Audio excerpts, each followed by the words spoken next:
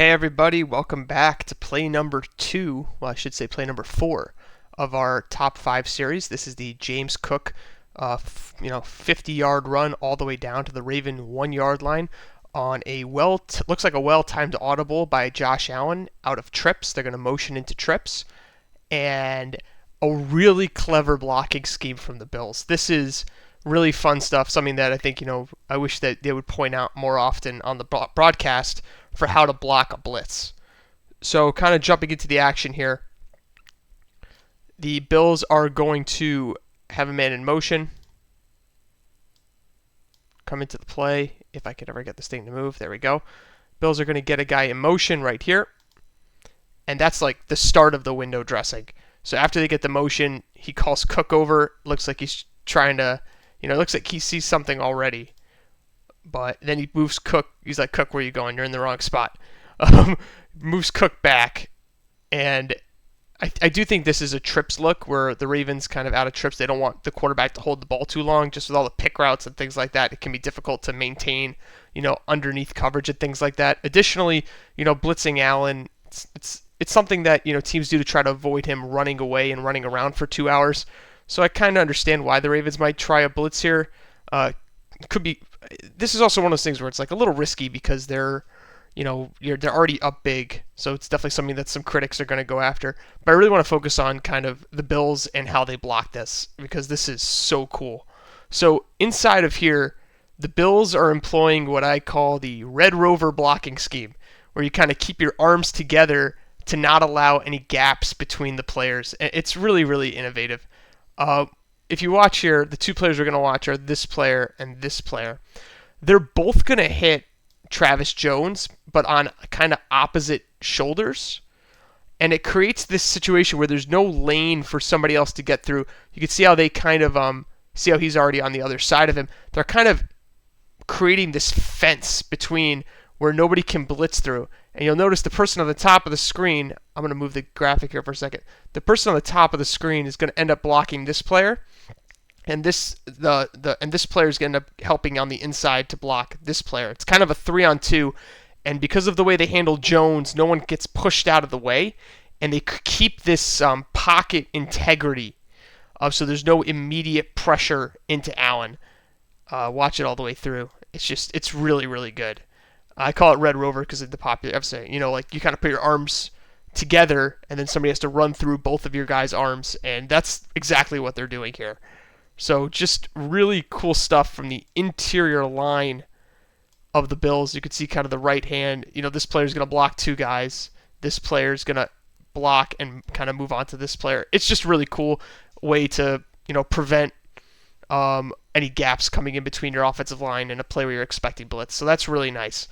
The Ravens end up with like a 7-on-5 rush, and you could see that this play was just in the cards. They knew exactly where they wanted to go. Look at how fast Cook is not even looking to block Van Noy. Cook is going to just immediately peel off out of the backfield. Look at how fast he's looking for the football. He's already looking for the ball.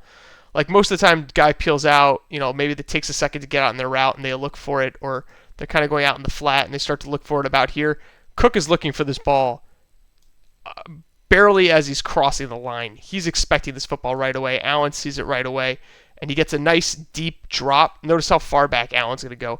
1, 2, 3. He's already just hurrying back to get a nice angle to float it over into Cook. And then you have Cook in the open field. You get a block here on Marlon, and it's just good enough that he could get inside of it. It's not really a great block, but it's just enough contact that Marlon can't make the play.